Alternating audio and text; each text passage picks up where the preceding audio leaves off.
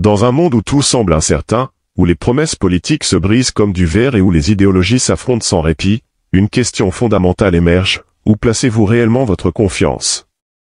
Est-ce dans les systèmes éphémères de ce monde ou dans une vérité qui transcende le temps et l'espace? Aujourd'hui, nous plongeons dans une réflexion cruciale, alors que tout autour de nous change et s'effondre. Découvrons ensemble la seule fondation inébranlable sur laquelle vous pouvez réellement bâtir votre vie. Je veux être clair dès le début, ce sermon n'est ni une approbation d'un parti politique, ni une accusation contre une personne en particulier. Mon unique souci est l'état de ton âme et ta position devant Dieu. Ce qui m'importe, c'est de savoir où tu te diriges après ta mort. Il est crucial de se rappeler qu'il existe un diable réel qui te déteste, qui déteste tout ce qui t'est cher. Un diable qui n'hésitera devant rien pour te détruire. Il est l'accusateur des frères, le serpent, le grand trompeur d'autrefois, l'adversaire, le père des mensonges, le dieu de ce monde, le prince de la puissance de l'air, Lucifer le déchu. Comme il est écrit dans 2 Corinthiens 2 verset 11, afin que Satan ne tire pas avantage de nous, car nous ne sommes pas ignorants de ses desseins. Aujourd'hui, je veux te rappeler qu'un des dispositifs les plus insidieux de Satan est la création d'idoles. Et dans notre climat actuel, la politique est devenue l'une des plus grandes idoles de toutes. Tout au long de l'histoire, l'humanité a montré une étrange inclination à créer des idoles. Nous le voyons encore et encore dans la Bible, que ce soit avec le veau d'or dans le désert, les hauts lieux de Baal ou les poteaux d'Achéra dispersés à travers Israël. Les Israélites, bien que choisis par Dieu, ont constamment lutté contre la tentation d'élever quelque chose ou quelqu'un au-dessus du Tout-Puissant. Le diable sait que les êtres humains ont une tendance à créer des idoles, et il exploite cette faiblesse pour détourner nos cœurs de Dieu. Dans le monde d'aujourd'hui, nous ne vénérons peut-être pas des statues de pierre ou des poteaux en bois, mais l'idolâtrie est encore bien vivante. Elle a simplement pris de nouvelles formes, la richesse, la célébrité, la technologie et, oui, la politique. Lors d'une année électorale, l'air est chargé d'anticipation, d'anxiété et de division. Les gens déclarent passionnément leur allégeance à un candidat ou un autre, souvent avec la conviction que cet individu est le dernier espoir de l'Amérique. Mais laisse-moi te dire ceci avec amour et bienveillance, aucun homme ou femme, aucun parti politique n'est le dernier espoir de l'Amérique. Jésus-Christ est notre seul espoir, maintenant et pour toujours. Récemment, j'ai regardé une vidéo où un homme interrogeait des passants sur le candidat pour lequel ils allaient voter. Les réponses étaient presque également réparties, environ 50% pour les démocrates et 50% pour les républicains. Mais ce qui m'a le plus frappé, c'est que des personnes des deux côtés du spectre politique ont dit quelque chose du genre « Je vote pour cette personne parce qu'elle est le dernier espoir de l'Amérique ». Je veux te le redire avec amour et bienveillance, ne laisse pas un individu ou un parti politique être ton dernier espoir. Aucun homme, aucune femme ou aucun parti politique ne peut supporter le poids de ton espoir ultime. Ce genre d'espoir appartient à Dieu seul. Dans la politique américaine moderne, une tendance troublante a émergé, les figures politiques sont de plus en plus élevées à un statut quasi divin par leurs plus fervents partisans. Ce phénomène est clairement illustré dans les cas de Donald Trump et Kamala Harris, qui sont parfois décrits en des termes qu'aucun être humain, homme ou femme, ne devrait jamais être soumis. Certains partisans de Trump vont même jusqu'à le considérer comme une figure messianique, lui attribuant des pouvoirs et des qualités bien au-delà de ceux de n'importe quel dirigeant politique ordinaire. De même, certains admirateurs de Harris la voient comme la future sauveuse. Je suis convaincu que la solution ultime au problème de l'Amérique ne se trouve ni dans le parti républicain, ni dans le parti démocrate, ni dans aucune autre entité politique. La solution se trouve dans le royaume de Dieu. L'Amérique est à son apogée lorsqu'elle suit Jésus-Christ, et elle se perd rapidement lorsqu'elle s'en éloigne. Pourquoi nous éloignons-nous de Jésus-Christ? C'est parce que, en tant que nation, nous avons permis à Satan de nous influencer par ses dispositifs.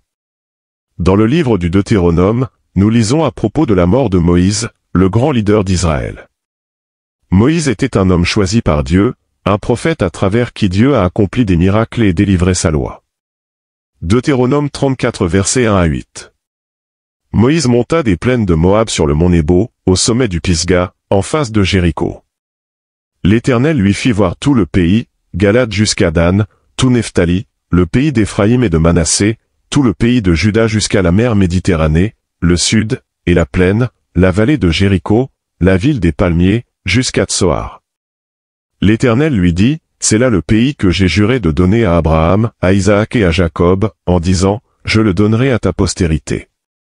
Je te l'ai fait voir de tes yeux, mais tu n'y entreras point. Moïse, serviteur de l'Éternel, mourut là, dans le pays de Moab, selon l'ordre de l'Éternel. Et l'Éternel l'enterra dans la vallée, au pays de Moab, vis-à-vis de Beth-péor. Personne n'a connu son sépulcre jusqu'à ce jour. Moïse était âgé de 120 ans lorsqu'il mourut, sa vue n'était point affaiblie, et sa vigueur n'était point passée. As-tu entendu l'une des théories sur la raison pour laquelle, lorsque Moïse est mort, Dieu lui-même l'a enterré dans un endroit non divulgué? Cette théorie, à laquelle je crois personnellement, stipule que Dieu savait que les Israélites, dans leur vénération pour Moïse, auraient pu être tentés de transformer sa tombe en un sanctuaire pour adorer l'homme plutôt que le Dieu qu'il a investi de pouvoir. Dans Jude 9, nous apprenons même que Michel, l'archange, a dû lutter contre Satan pour le corps de Moïse, soulignant à quel point la menace de l'idolâtrie était réelle. Jude 1 verset 9. Or, Michel l'archange, lorsqu'il contestait avec le diable et lui disputait le corps de Moïse, n'osa pas porter contre lui un jugement injurieux, mais il dit, que le Seigneur te réprime. Si les Israélites, qui ont été témoins des miracles de Dieu de première main, pouvaient être tentés de transformer un homme en idole, combien plus pourrions-nous, vivant dans un monde de distraction et de tromperie constante, tomber dans le même piège? Je ne dis pas que l'un des candidats présidentiels actuels est de la stature de Moïse, ils ne le sont pas, mais j'utilise cet exemple pour illustrer comment les êtres humains peuvent élever des dirigeants à des hauteurs que personne ne devrait jamais occuper. Lorsque nous commençons à voir les dirigeants politiques comme notre dernier espoir, nous marchons sur un terrain dangereux. La Bible nous dit que le cœur est trompeur par-dessus tout, Jérémie 17 verset 9. Lorsque nous plaçons notre espoir en des êtres humains, nous nous préparons à la déception, et plus important encore, nous tournons le dos au seul qui peut vraiment nous sauver. Considère les paroles du psaume 146 versets 3 à 4. Ne placez pas votre confiance dans les princes, ni dans un fils de l'homme, qui ne peut apporter aucun secours. Son esprit s'en va, il retourne à la terre, et ce jour même ses projets périssent. Frères et sœurs, peu importe combien un dirigeant politique peut être charismatique, fort ou bien intentionné, il n'est encore qu'une personne. Il est faillible, mortel, et sujet aux mêmes faiblesses que n'importe lequel d'entre nous. Leurs projets sont temporaires, mais les plans de Dieu sont éternels. Les événements que nous voyons se dérouler dans notre monde aujourd'hui sont en effet temporaires, de simples moments dans la vaste chronologie de l'histoire humaine. Cependant, le plan de Dieu est éternel, enraciné dans un dessein divin qui transcende le temps et l'espace, car il est un Dieu éternel, immuable et éternel, dont la sagesse et la souveraineté dépassent de loin les préoccupations éphémères de nos vies terrestres. Il est crucial de se rappeler que Dieu n'est pas lié par des institutions humaines ou des affiliations politiques. Il n'est ni démocrate, ni républicain. Il est l'ancien des jours, un titre qui signifie sa nature intemporelle et sa sagesse infinie. En tant qu'ancien des jours, Dieu sait ce que demain nous réserve, car il voit toutes choses de loin, au-delà des contraintes de notre compréhension limitée. Il est le Dieu omniprésent, existant partout en tout temps, et il est omniscient, possédant une connaissance complète et parfaite de toutes choses.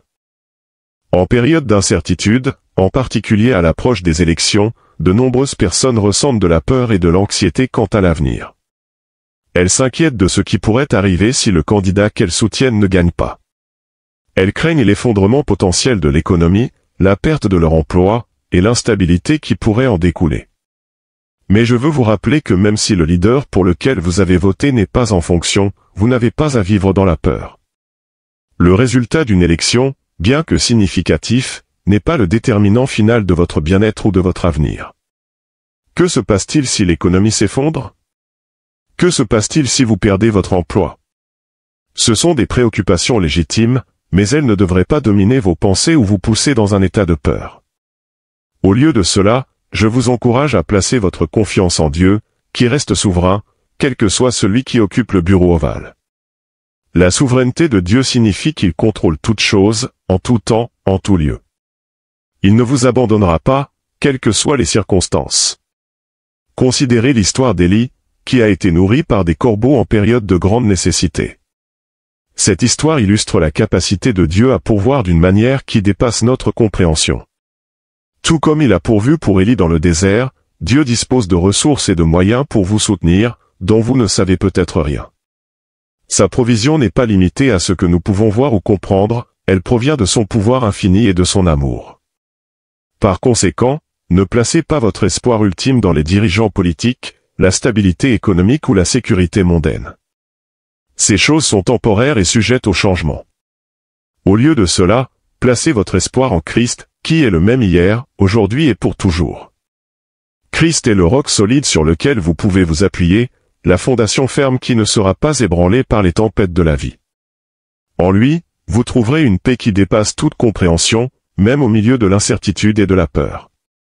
Nous devons nous rappeler que Satan est le prince de ce monde, et il se réjouit d'utiliser les choses de ce monde pour nous éloigner de Dieu. La politique, avec ses luttes de pouvoir, son attrait pour le contrôle et ses promesses d'utopie, est l'un des outils les plus efficaces du diable.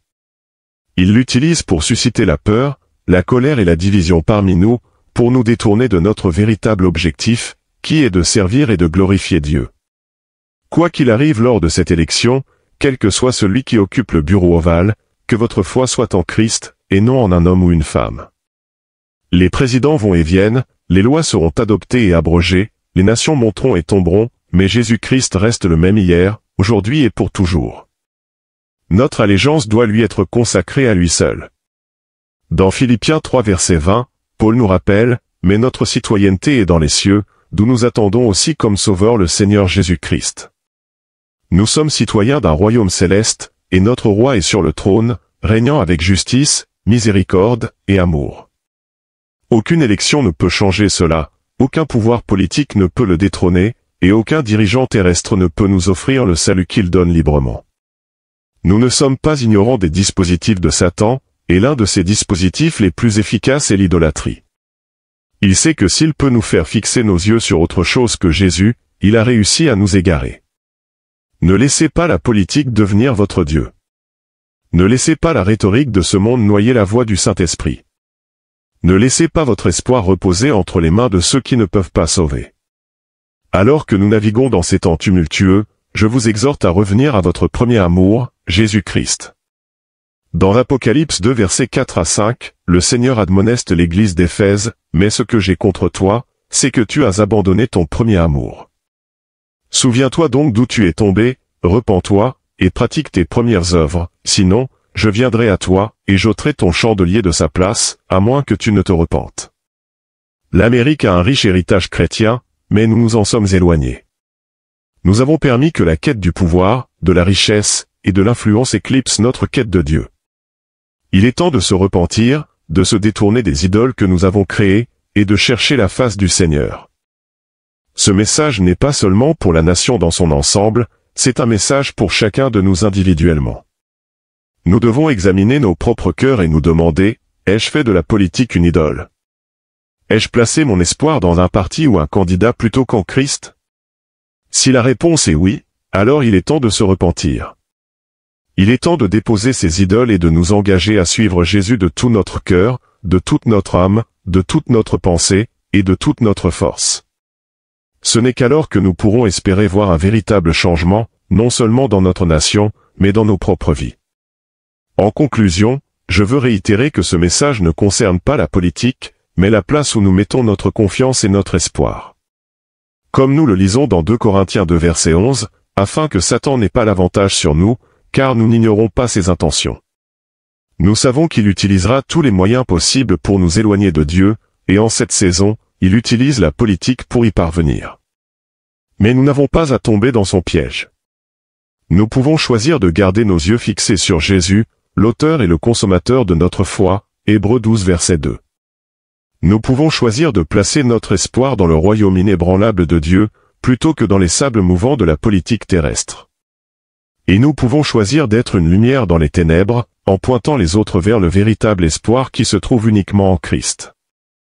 La dernière chance de l'Amérique ne se trouve pas dans une élection, mais dans un retour à Dieu qui nous a créés. Ne soyons pas distraits par le bruit de ce monde, mais écoutons plutôt la douce et petite voix du Saint-Esprit qui nous appelle à revenir à lui. Prions pour notre nation, pour nos dirigeants, et pour nous-mêmes. Dans 100 ans, que vous soyez démocrate ou républicain n'aura aucune importance pour vous. Ce qui comptera vraiment, c'est votre relation avec Jésus-Christ. Dieu n'est pas confiné à un parti politique, qu'il soit républicain, démocrate ou indépendant. Il transcende nos boîtes et limites humaines. Son amour, sa grâce et sa souveraineté ne sont pas liés à nos affiliations politiques ou au système mondain. Pourtant, dans le monde d'aujourd'hui, beaucoup de gens commencent à élever la politique et les figures politiques à un niveau dangereusement proche de l'idolâtrie.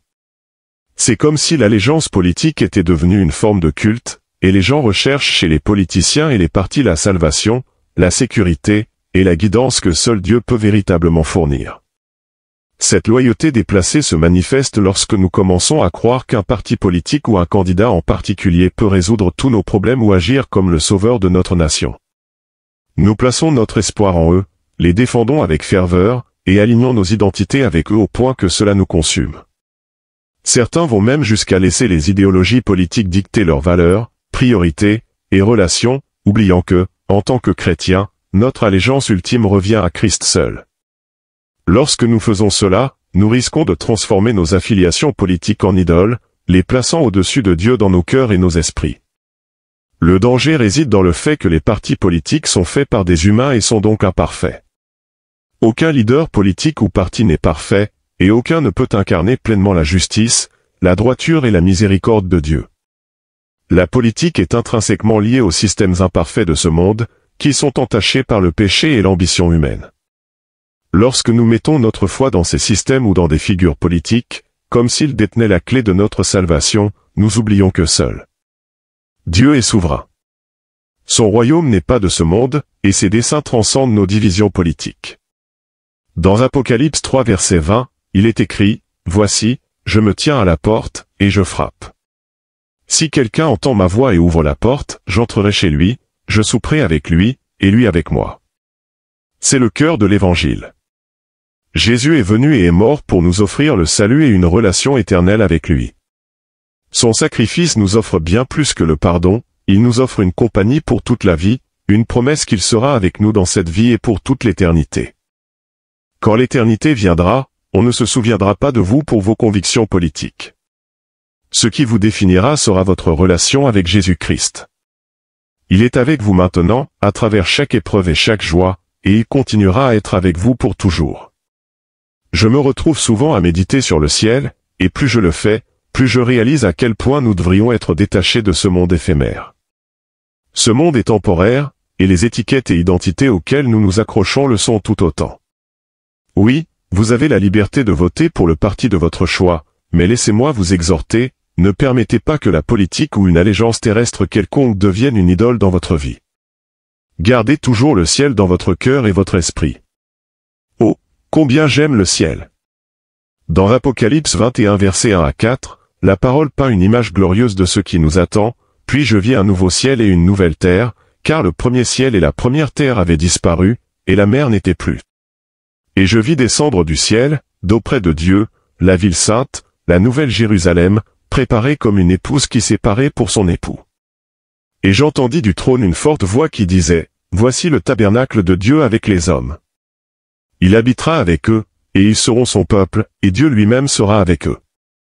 Il essuiera toute larme de leurs yeux, et la mort ne sera plus, il n'y aura plus ni deuil, ni cri, ni douleur, car les premières choses ont disparu. » Remarquez comment l'expression « avec eux » est répétée 3 fois dans le verset 3. Cette répétition souligne la vérité profonde que l'éternité se passera en la présence de Dieu le Père, de Dieu le Fils et de Dieu le Saint-Esprit. L'éternité, mes amis, n'est pas seulement une destination, c'est une existence avec notre Dieu. Le ciel est l'endroit où nos âmes aspirent à être, car le ciel est là où Dieu est. Alors je vous pose cette question aujourd'hui, où se dirige votre âme quand vous mourrez? Le ciel, ce lieu glorieux rempli de la présence de Dieu, attend ceux qui font confiance à Christ. Le ciel n'est pas seulement un endroit, c'est être pour toujours avec notre Dieu. Fixez vos yeux sur cette réalité éternelle, car ce monde s'évanouit, mais le royaume de Dieu dure à jamais. En fin de compte, tout ce qui nous entoure, les gouvernements, les systèmes politiques, les identités terrestres ne sont que des ombres passagères. Mais une réalité demeure éternelle, notre relation avec Jésus-Christ. Le monde peut vaciller, les leaders peuvent changer, mais la promesse de Dieu reste immuable. Aujourd'hui, Je vous invite à détourner vos yeux de ce qui est temporaire pour les fixer sur l'Éternel. N'oubliez pas, ce qui comptera vraiment, ce n'est pas pour qui vous avez voté, mais avec qui vous avez marché. Que votre vie soit ancrée dans l'espérance inébranlable de Christ, car c'est là, et seulement là, que se trouve la vraie paix, maintenant et pour toujours.